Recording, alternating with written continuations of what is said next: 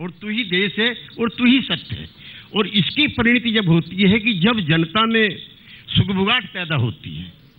हम मुरारजी भाई को कंजर्वेटिव रिएक्शनरी मानते थे, हम जनसंघ को अपने विचारों की पार्टी नहीं मानते थे, हम स्वतंत्र पार्टी पीलू मोदी की थी उसको बड़े सरमाएदारों की और सामंतों की पार्टी मानते थे। लेकिन जब आपातकाल लगा तो हम सब लोग इकट्ठे जेल में बंद थे, इसलिए ये आपातकाल लगने वाला है। और अब हमारे सामने इसके अलावा और कोई रास्ता भी नहीं है, हम इसको छिपाना भी नहीं चाहते। नहीं, एक बात बताइए, यही बीजेपी उस जनता पार्टी में साथ खड़ी थी, कांग्रेस के खिलाफ आप लोग लड़ाई लड़ रहे थे। आज स्थिति इतनी बदल गई कि उसी बीजेपी में आप आपातकाल भी देख रहे हो और कांग्रेस के साथ अभी ये गैर कांग्रेसवाद के बाद गैर भाजपावाद पे आ गई। ये कह रहे हैं ऐसा है प्रसन्न जी कि तब बीजेपी का नेतृत्व इतना, मैं को खराब शब्द नहीं कहना चाहता, कठोर ताकि अच्छा ना लगे, तब ऐसा नहीं था जैसा आज। अटल बिहारी वाजपेयी और ज्योति बसु इस देश की जो यूनाइटेड फ्रंट पॉलिटिक्स है उसके जनक थे। अटल बिहारी वाजपेयी जी के मंत्रिमंडल में उनसे असहमति रखने वाले लोग हुआ करते थे, डिसइन्वेस्टमेंट करना चाहते थे वो एयरपोर्ट का। मनोहर जोशी, मुरली मनोहर जोशी, शरद यादव और बाला साहब ठाकरे साहब, इन लोगों ने विरोध किया, नहीं एयरपोर्ट का मत कीजिए। अब तो किसी का ये दुस्साहस भी नहीं है, साहस छोड़ दीजिए कि अगर मालिक चाहे कैबिनेट में बैठ करके कोई अगर नोट भी दूसरा लिख दे। और ये जो परिस्थितियां हैं, कांग्रेस पार्टी और भाजपा, हम दोनों से अब भी आर्थिक सवालों पर दूरी बनाए हुए हैं। हमारा ये मानना है। त्यागी जी, आप एक भूल कर रहे हैं, देखिए ये बड़ी भूल है। जनादेश अटल बिहारी वाजपेयी को भी ऐसा नहीं मिला था जो मोदी को मिला है। मिसेस गांधी को उस वक्त 71 के बाद जो जनादेश मिला था वो कहा जाना ही था, दुर्गा रूप अटल बिहारी वाजपेयी ने उन्हें दिया था। इसका मतलब इस देश के भीतर यह है कि जिसके पक्ष में जनादेश रहेगा, सियासत उसी हिसाब से चलेगी, देश को उसी रूप में चलना होगा। नहीं, मैं नहीं मानता। नहीं, आप ना मानिए, इसका विद्रोही स्वरूप नहीं, आपका विद्रोही स्वरूप है इस देश का। और जो लोग आज विवेकानंद ढूंढ रहे हैं वो इसमें कुछ खलनायक की भूमिका भी थोड़े दिन पहले ढूंढ रहे थे। बीजेपी के एमपी हैं, मैं नाम भी लेकर, जगदम्बिका पाल हैं, उन्होंने राजीव जी और इंदिरा जी के लिए, मनमोहन सिंह जी के लिए जो कहा था, अब वो इनमें एक तो ये देश बेसिकली चारण और भाटों का है, इसमें व्यवस्था विरोधी रुझान भी है और एक परंपरा ये भी है। उस समय वो भी थे अपने जो इंडिया वाले बरवा जी भी थे, और 75 साल का एक बूढ़ा भी था जिसपे लाठी के अलावा और विचार के अलावा कुछ नहीं था। तो मेरा ये मानना है अगर ये इसी रास्ते पे चलते हैं। और दूसरा ये है कि ये जो विदेशी पूंजी का तथाकथित बहुत बेइंतहा निवेश और पीपीपी मॉडल, तीसरा और मैं ये कहना चाहता हूं कि जो अब चला है कि मिनिमम गवर्नमेंट का मतलब हुआ मैक्सिमम बाजार। मजदूरों के क्या अधिकार होंगे ये भी बाजार तय करेगा, किसानों के दाम क्या होंगे ये भी बाजार तय करेगा, इस साल लड़कों को नौकरियां नहीं मिलेंगी ये भी बाजार तय करेगा। तो जब बाजार की इतनी दादागिरी होगी जो रीगन के, थैचर के टाइम पे हुई थी, आज वहां पर जो दुनिया का सबसे बड़ा बैंक है लेमन्स ब्रदर, वो दिवालिया घोषित हो गया। इंश्योरेंस की सारी कंपनियां डिफाल्टर होगी। उसमें मैं राजीव भाई से भी और इनसे दोनों से डिसाइड करता हूं कि एक दिन ऐसा ना हो जाए आपके इतने जो विदेशों के ये निवेश हो रहे हैं और जो विदेश नीति का दिवालियापन है, उसकी एक मानगी देना चाहता हूं। आप जाते हैं टोक्यो में, आपसे बड़ी पावर है चाइना, आप वहां चाइना को थ्रेट करके आते हो। चाइना का जब प्रधानमंत्री आता, राष्ट्रपति यहाँ पे, वो चीन की फौज और साथ ले आता अपने। आप अपने राज तिलक में बगैर किसी जानकारी के, बगैर किसी होमवर्क के बुला लेते हैं नवाज शरीफ को। नवाज शरीफ पाकिस्तान जाता है लौट करके, उससे पहले विदेश सचिव यहाँ प्रेस कॉन्फ्रेंस करती है, उनकी सेना आ जाती है। तो पहली बार ऐसा हुआ। आप जो कह रहे हैं देखिए बड़ा सीरियस एलिगेशन है और देश के लिए भी सीरियस आर्गुमेंट है ये। नकवी साहब, हमें लगता है ये कंट्रडिक्शंस जो उभर के आ रहे हैं, क्या ये एक सिंपलिसिटी है इस गवर्नमेंट की या फिर वो डिक्टेटरशिप है जिसका जिक्र वो कर रहे हैं कि सब कुछ प्राइम मिनिस्टर मोदी के भीतर ही जाके समा गया है? देखिए, कोई कंट्रडिक्शन नहीं है। पहली बात ये कि त्यागी जी आपको खुद कंफ्यूजन हो सकता है, वो हो तो मुझे कोई इसमें एतराज नहीं, लेकिन कोई कंट्राडिक्शन नहीं है। देश के लोगों के दिमाग में कोई कंफ्यूजन नहीं है। ये सरकार जो है वो रिफॉर्म भी कर रही है, परफॉर्म के रास्ते पे भी जा रही है। आज हम लोग शुरू से ये बात को कहते रहे कि जुडिशियल रिफॉर्म होना चाहिए, लेबर रिफॉर्म होना चाहिए, इलेक्टोरल रिफॉर्म होना चाहिए, एडमिनिस्ट्रेटिव रिफॉर्म होना चाहिए, पुलिस रिफॉर्म होना चाहिए, जो कि आज ज़रूरत है देश की। उस देश की ज़रूरत को अगर हम पूरा कर रहे हैं, इकोनॉमिक रिफॉर्म होना चाहिए, उस दिशा में हम आगे बढ़ रहे हैं, तो कई लोगों को उस पर आपत्ति हो सकती है, कुछ मुद्दों पे आपत्ति हो सकती है। उस देश डेमोक्रेटिक कंट्री है, लोकतांत्रिक व्यवस्था है, उसमें आपत्ति होना स्वाभाविक है और उस आपत्ति को हमने कभी नकारा भी नहीं। कभी हमने ये नहीं कहा कि आप जो आपत्ति कर रहे हैं उसको हम सुनने को तैयार नहीं है, लेकिन देश को आगे बढ़ना होगा और देश को आगे बढ़ने के लिए अगर मजबूती के साथ प्रधानमंत्री श्री नरेंद्र मोदी जी कदम बढ़ा रहे हैं और उस कदम के साथ न केवल देश के लोग बल्कि दुनिया के वो देश जो कि भारत की तरफ सीधी आंखों से देखना पसंद नहीं करते थे, वो सकारात्मक दृष्टि से देख रहे हैं। निश्चित तौर से ये उपलब्धि की बात है।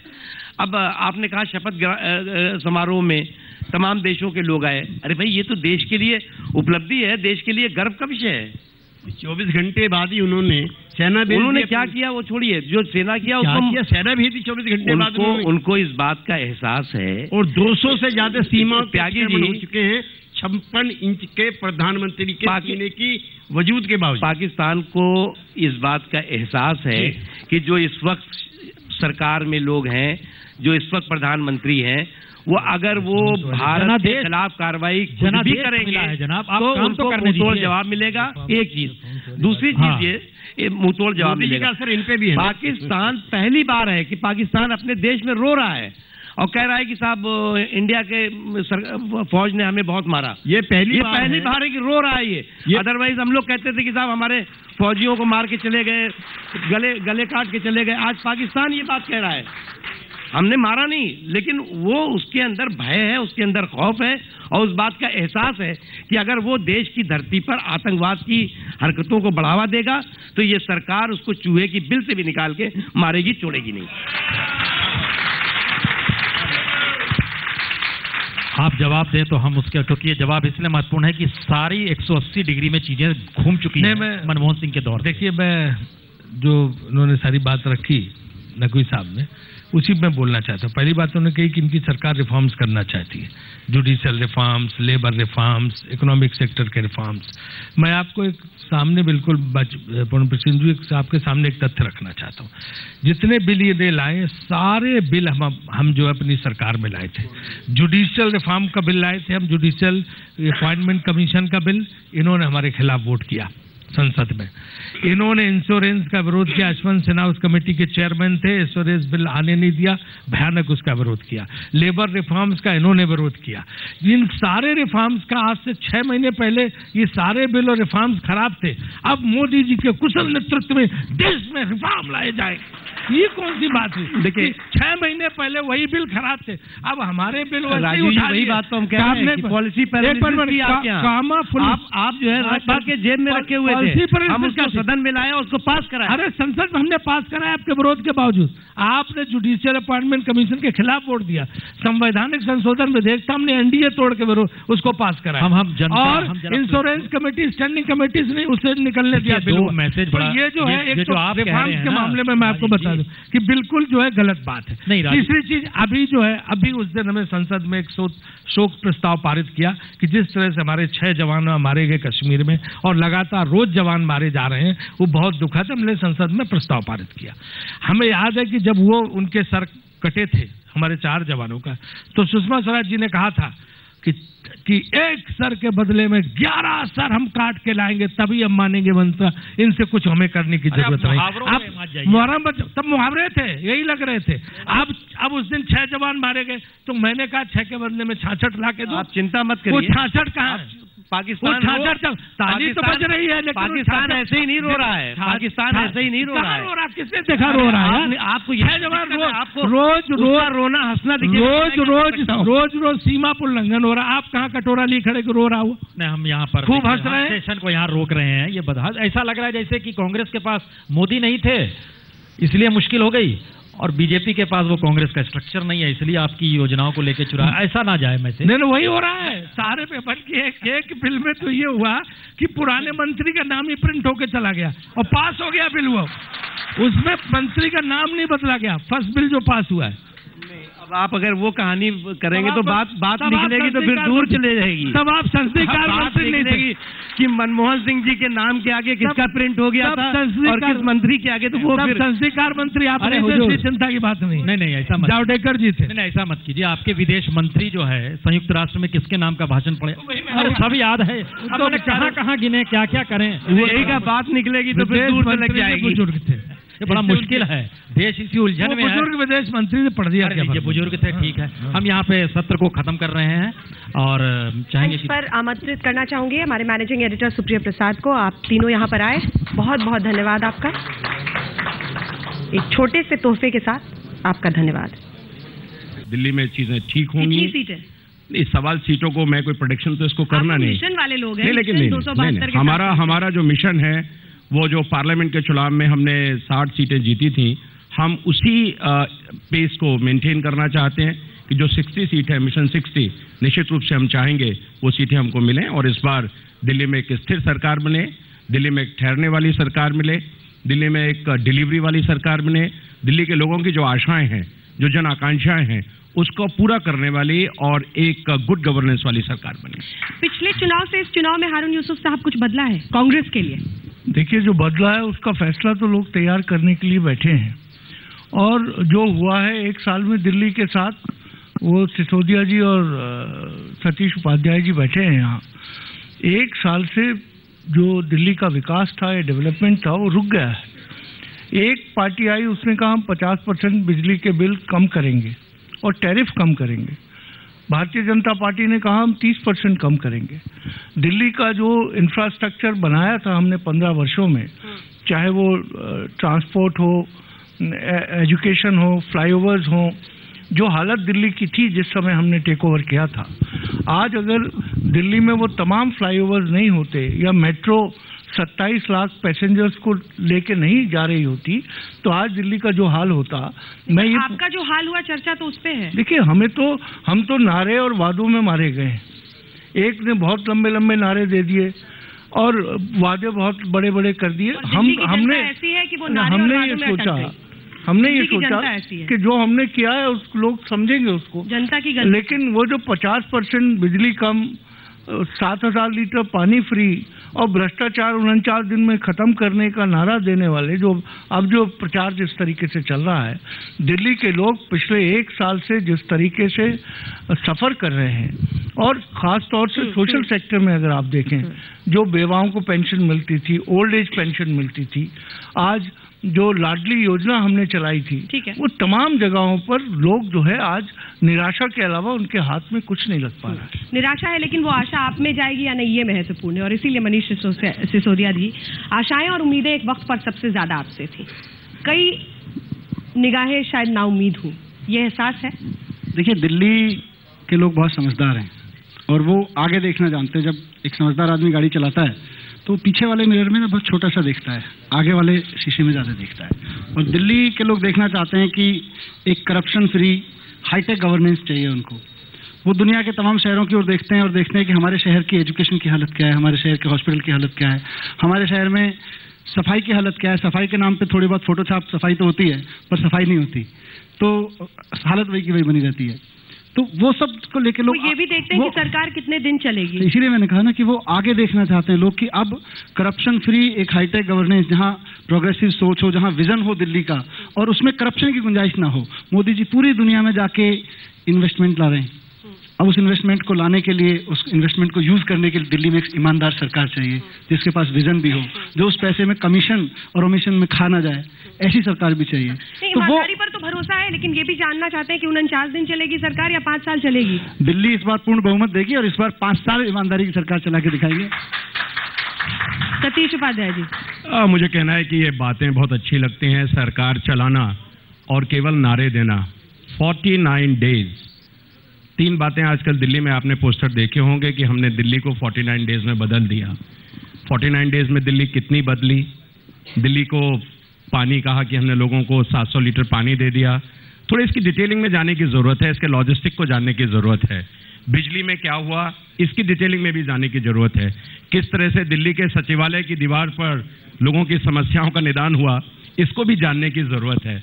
इसको भी जानने की ज़रूरत है कि हमने लोगों के साथ किस किस तरह के वायदे किए, किस तरह से लोगों की आशाओं को छोड़ा। हमने क्या कहा था कि हम दिल्ली में जन लोकपाल बिल लाना चाहते हैं, वो जन लोकपाल बिल का क्या हुआ? हम संविधान की सारी मर्यादाओं को ताक पर रख करके काम करेंगे। हम दिल्ली के अंदर देश में जो राष्ट्र का सबसे बड़ा त्यौहार होता है जिसको हम 26 जनवरी कहते हैं, हम गणतंत्र दिवस मनाते हैं, हम ये तय करके बैठेंगे कि मुझको तो इस 26 जनवरी का जो हमारा देश में जो राष्ट्रीय पर्व है वो पर्व बड़े बड़े लोगों के लिए है और उस पर हम तो धरने पर बैठेंगे। हम सबको केवल हम ही सच हैं, हम जो कहते हैं वही ठीक होता है। हाँ, मनीष जी कुछ देखिए, दिल्ली में और मतलब दिल्ली में शायद ही कोई ऐसा शख्स होगा जो कहेगा कि मुझे स्टेबल गवर्नेंस नहीं चाहिए। सबको चाहिए, पर ऐसी स्टेबल गवर्नेंस भी नहीं चाहिए जो 15 साल तक स्टेबल रहे और लूट के खा जाए। बिजली इतनी महंगी कर दे, कॉमनवेल्थ के नाम पे 27,000 रुपए की स्ट्रीट लाइट 32,000 में खरीद ले, और ये 5,000 रुपए की स्ट्रीट लाइट वो वाले 27,000 में खरीदते हैं, ये वाले 32,000 में खरीदते हैं। ऐसी स्टेबल गवर्नेंस भी किसी को नहीं चाहिए। ऑनेस्ट गवर्नेंस चाहिए, ऑफकोर्स स्टेबल चाहिए, लेकिन ऑनेस्ट चाहिए, और जिसके पास दिल्ली को लेकर एक विजन भी हो। वहीं वहीं वहीं वहीं करते रहो, वहां से पैसा कमा लो, वहां से पैसा कमा लो, लेकिन आगे कैसे बढ़ाएं? दोनों को कुरेद दिया। उसमें क्या है, एक मिनट हारून भाई, नहीं फैक्ट रखे मैंने सामने। सवाल ये है कि 15 साल जिसको आप लगातार आप जिसको गाली दे रहे हैं, जिनके बारे में भ्रष्टाचार की बात कर रहे हैं, जिनको आप ये कह रहे हैं कि 2 दिन, इनका स्टेटमेंट है कि 2 दिन के अंदर हम शीला दीक्षित को अगर हमने सरकार में आ गए तो हम उनको जेल में डाल देंगे। हम अपने बच्चों की कसम खाते हैं। हमने क्या क्या नहीं किया, लोगों की आशाओं को हमने तार तार कर दिया। और हमने फिर क्या कहा, आपने सरकार उनके साथ बना ली और उनको भी आप दुत्कारते रहे कि हमने आपका समर्थन नहीं लिया, आपने जबरदस्ती समर्थन हमको दे दिया। यानी भ्रष्टाचार के साथ वो 16 मुद्दे, जिन 16 मुद्दों की बात आप करते हैं, वो मुद्दे कहां गए? 49 दिन में लोगों के सपनों को क्यों आपने तोड़ दिया? आप चाहते क्या थे? आपका एक डिजाइन था, आपने सब चीजें तय कर रखी थी।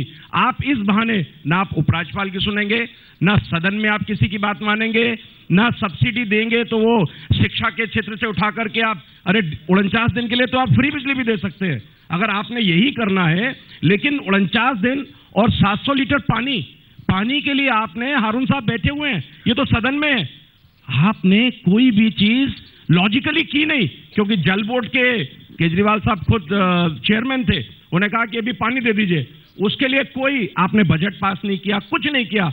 49 दिन में आप भाग करके जाना चाहते थे। और हारून साहब ये सब आपने होने दिया। बिजली सब्सिडी के लिए पैसे बजट में पास नहीं हुए थे। उपाध्याय जी और मनीष जी को कहना चाहूंगा, हाँ। मनीष जी की पार्टी तो ऐसी है, बचपन में जब हम छोटे थे तो हमारी वालदा हमको कहती थी कि फायर ब्रिगेड जब सामने आए तो उसके सामने से हट जाना, 7 खून माफ है। तो ये किसी को भी भ्रष्टाचारी कह सकते हैं। ये सर्टिफिकेट देने का इन्होंने एक पूरा डिपार्टमेंट खोल रखा है। ऐसा लगता है सब रजिस्ट्रार का ऑफिस खुला है। जिसको ये कहेंगे वो बेईमान है, जिसको ये ईमानदार कहेंगे वो ईमानदार है। मेरा कहने का मकसद है, जहां तक बिजली की बात करते हैं, हमने सब्सिडी दी दिल्ली के लोगों को। इन्होंने कहा कांग्रेस भ्रष्ट है और कंपनियों के साथ मिली है। इन्होंने 49 दिन में जो सब्सिडी दी, और आखिरी दिन आपको याद होगा जिस दिन वो असेंबली में आया था बिल, आपसे बात हुई थी, उस समय हमने ये कहा था कि हम जन लोकपाल को पूरा समर्थन देते हैं, याद है आपको? और हमने कहा संवैधानिक प्रक्रिया पूरी कीजिए। आपने कहा जी जन लोकपाल का कुछ भी हो, आप बिजली की सब्सिडी का करवा दें। तो और जिस जन लोकपाल के नाम पे आप विधानसभा छोड़ के गए, आज 8 महीने से आपने जन लोकपाल की खबर नहीं ली। आज आपने 8 महीने से स्वराज की बात नहीं की। आप ये कह रहे हैं कि बिजली की सब्सिडी चूंकि नहीं हो पाई थी तो ये शहीद बने जानबूझकर लोकपाल बिल के नाम? नहीं, हमने तो कर दिया था उसके अंदर, चूंकि हमें पता थी कि दिल्ली के लोगों को हम राहत देना चाहते थे, और हम पिछले 8-9 साल से लगातार दिल्ली के लोगों को जो है सब्सिडी मुहैया करा रहे थे।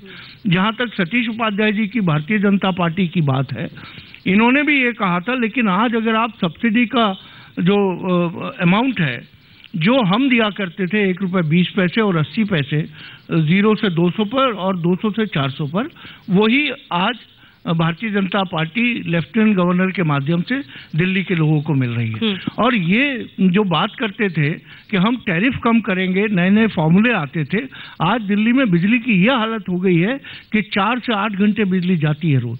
और ख़ास तौर से जिस समय पानी आने वाला होता है उस समय दिल्ली के लोगों को बिजली मुहैया नहीं होती है। आज बिजली के बिल जो हैं, सिसोदिया जी और केजरीवाल जी बड़े वाहवाही इस बात पे लूट रहे थे। आज दिल्ली के लोग, झुग्गी झोपड़ी और अनथराइज्ड कॉलोनी में रहने वाले लोग तकरीबन 1.5 गुना बिल पे कर रहे हैं। आज उनका जो सैंक्शन लोड है वो बगैर पूछे बढ़ा दिया जाता है। वो ठीक कह रहे हैं कि आज की तारीख में बिजली के बिल 1.5 गुना हो गए हैं। और यही तो प्रॉब्लम है कि जब हम आए सरकार में तो हमने 50% कम कर दिए, इन्होंने सब्सिडी दी और सीएजी का ऑडिट भी कराया, लेकिन इन्होंने ₹1 सब्सिडी दी थी, हमने उसको आधा कर दिया। हमने बिजली के दाम आधे कर दिए, इन्होंने जब इनके पास पावर है इन्होंने आते ही उनको दाम को बढ़ा दिया। यही तो हमारी लड़ाई है। जो 30% कम कहते थे कि हम 30% कम करेंगे, उन्होंने बिजली के दाम और महंगे कर दिए। पीने का पानी की स्थिति बहुत खराब है। सब्सिडी का पैसा कहाँ से आता है? सब्सिडी का बेसिक सवाल क्यों आम आदमी पार्टी नहीं बताती? नहीं, एक मिनट आप अगर सब्सिडी नहीं, मुझे पता है बताएंगे वहाँ सब्सिडी आप देते हैं, वहाँ देते हैं, यहाँ क्यों नहीं दे सकते? प्रॉब्लम यह है कि आप जवाब सुनते नहीं है। तो जनता का ही है। नहीं, आप जवाब भी तो सुना करो। आम आदमी पार्टी ने, मैं आपको सबको सूचित करना चाहता हूं, हो सकता है आपने अगर मीडिया ने थोड़ा बहुत दिखाया हो तो देखा होगा, 0 रेट पॉलिसी अपनाई। दिल्ली में एक भी व्यापारी के ऊपर रेट नहीं डाली गई। ये लोग कहते थे व्यापारी के ऊपर रेट डालो ज्यादा टैक्स देगा। हमने कहा व्यापारी को दुखी मत करो, उसे चोर मत मानो। उस तिमाही में जिसमें हमारी सरकार थी, इनसे ज्यादा हारून जी साहब जानते हैं, 5600 करोड़ रुपए का टैक्स इकट्ठा हुआ, जो कि रिकॉर्ड था 4600 करोड़ से ऊपर। 1000 करोड़ रुपए का तो टैक्स इकट्ठा हो गया। जिस वक्त आपने कहना शुरू किया कि दिल्ली का व्यापारी ईमानदारी से टैक्स देगा, उसको दुखी मत करो उसकी दुकान के जाके। अगर 1000 करोड़ रुपए इकट्ठे कर लिए और 200 करोड़ रुपए, 250 करोड़ रुपए की सब्सिडी देके 83% दिल्ली वालों को मदद दे दी तो क्या नुकसान है? और ऊपर से सीएजी ऑडिट हो रहा है, सीएजी में जांच पाएगी। आज भी मैं दावा कर रहा हूं, आज सीएजी की जांच पूरी हो जाने दीजिए, दिल्ली में अपने आप बिजली के दाम कम करने पड़ेंगे। बिजली पानी का ऐसा फुटबॉल बनाया आप लोगों ने दिल्ली में। जनता फुटबॉल बनी हुई है। नहीं, मैं तीनों पार्टी को कह रही हूँ, जनता फुटबॉल बनी हुई है। हाँ। एक सरकार आती है 50% कम कर देती है, एक सरकार आती है 1.5 गुना बढ़ा देती है, तो फुटबॉल तो जनता बनी हुई है। सतीश जी, वो पत्ते कहाँ से आए थे? देखिए, सुबह सुबह जिन्हें आप साफ करने निकले। मैं जिस पत्ते की आप बात कर रहे हैं, बात जो कह रहे हैं, दिल्ली में जो सबसे बड़ी प्रॉब्लम एक हुई है कि आपने दिल्ली के जितने भी सरकारी कर्मचारी, दिल्ली का आम नागरिक, दिल्ली का समाज, पूरी तरह से सब लोग, आपने एक जो ट्रस्ट डेफिसिट है, दिल्ली में विश्वास की कमी है, दिल्ली में सारे लोग चोर हैं, सब एक दूसरे का स्टिंग ऑपरेशन करिए, कोई किसी पर विश्वास मत करिए। और सब दिल्ली के अंदर चोर हैं, सरकारी कर्मचारी चोर हैं, दिल्ली गवर्नमेंट के लोग चोर हैं, व्यापारी चोर हैं, सबका स्टिंग ऑपरेशन करिए। और स्टिंग ऑपरेशन करके लिए आप समाज में क्या देना चाहते हैं? क्या ये हमारी कल्चर है? क्या ये हमारी संस्कृति है? हम आकर के ये कहेंगे कि हम तो दिल्ली में आए हैं। नहीं, शब्दों का प्रयोग आप देखिए, मुझे बहुत आपत्ति है राजनीति में हो क्या रहा है। शब्दों का प्रयोग आप देखिए। आम आदमी के लोग कहते हैं कि हम आए हैं दिल्ली में रायता फैलाने के लिए, यानी क्या शब्द हम प्रयोग कर रहे हैं। आप देश के प्रधानमंत्री मोदी जी के लिए क्या कह रहे हैं? आप अपना देखिए। आप जब तय तो करिए कि आप सत्ता छोड़कर क्यों गए थे। आपने कहा जन लोकपाल बिल, अमेरिका में आप गए, आपने कहा हमारा पॉलिटिकल असेसमेंट गलत हो गया, राजनीतिक आकलन गलत हो गया। हमने सोचा कि अगर हम इस समय छोड़ेंगे तो हम छोड़ने के बाद चुनाव कराएंगे तो पूर्ण सत्ता में आ जाएंगे। आपने दिल्ली के समाज को बांटने की कोशिश की, आपने पूरे दिल्ली के अंदर अविश्वास पैदा कर दिया। आप कुछ भी कहते हैं, कह करके भाग जाते हैं। आप लोगों के साथ अविश्वास, राजनीति में राजनीति, उसका विश्वास उस दिन भी टूटा था। मैं बताता हूँ आपको। प्रधानमंत्री नरेंद्र मोदी, एक सेकंड, प्रधानमंत्री नरेंद्र मोदी ने कहा कि हम स्वच्छ करेंगे हिंदुस्तान को। आप बीजेपी के बड़े नेता दिल्ली के, और फोटो ने यह बता दिया कि आप तो वहां पर। मैं आपको बताता हूँ, अपने नेता के साथ चला दी।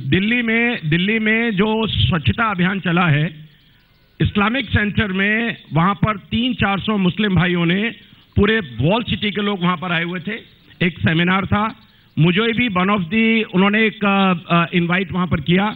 मैं 10 मिनट के लिए वहां पर गया। उन्होंने कहा कि हमने एक सिंबॉलिक, इस्लामिक सेंटर में कोई सफाई और कोई गंदगी नहीं है।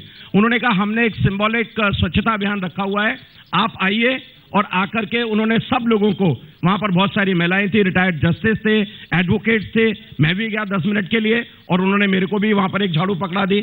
सवाल ये नहीं है कि आप किस फीलिंग से क्या कर रहे हैं, ऐसे बहुत सारे प्रोग्राम सेलिब्रिटीज ने किए हैं जो केवल आपको सिंबॉलिक एक मैसेज देना चाहते हैं। सवाल यही है कि किस फीलिंग से आप क्या कर रहे हैं। एग्जैक्टली, यही मैं कह रहा हूँ। It was not me, I was not organiser, BJP ने ऑर्गेनाइज नहीं किया।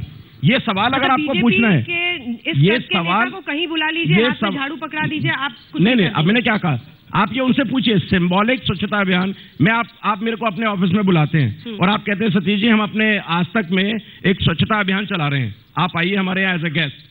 आपने अपने ऑफिस में अपने ही डस्टबिन को अगर सामने डाल करके पहले से रखा है और आप कहते हैं हम इसकी सफाई कर रहे हैं, आपको एक ह्यूमैनिटेरियन ग्राउंड पर चीजों को समझना चाहिए।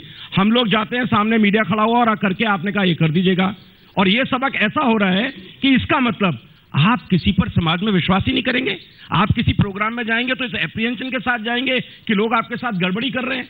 ये जो चीजें हैं इसके फीलिंग को समझना चाहिए, उसके भाव को समझना चाहिए। अगर ये बीजेपी कर रही होती तो आपका कहना बनता था कि हम लोग बेईमानी कर रहे हैं, हम गलत कर रहे हैं, लेकिन अगर ऑर्गेनाइजर कर रहे हैं। चलिए ठीक है, आगे बढ़ते हैं अगले विषय पर। जी हारून यूसुफ साहब, मैं अभी जो स्वच्छता अभियान की तारीफ उपाध्याय जी कर रहे थे, पिछले 8 वर्षों से दिल्ली म्यूनिसिपल कॉर्पोरेशन में भारतीय जनता पार्टी की। अब आप फुटबॉल खेलेंगे फिर? नहीं, मैं फुटबॉल नहीं खेल रहा हूँ। और अभी सतीश उपाध्याय जी ने कहा 400 मुसलमान बुलाए थे हमने, उन्होंने मुसलमानों ने रखा था। मुसलमानों को तो ये तुलसी के पत्ते की तरह इस्तेमाल करते हैं और फिर साध्वी जी को बयान देने भेज देते हैं। और आपने कैसे इस्तेमाल किया? मैं ये कहना ये चाह रहा हूँ कि जो कुछ भी हो रहा है सब सिंबॉलिक हो रहा है। आम आदमी की समस्या वहीं की वहीं खड़ी है, उसकी तरफ कोई ध्यान देने वाला नहीं। अच्छा, ये जो आप आस लगाए बैठे हैं, क्या है ना, एक छोटा क्या है ना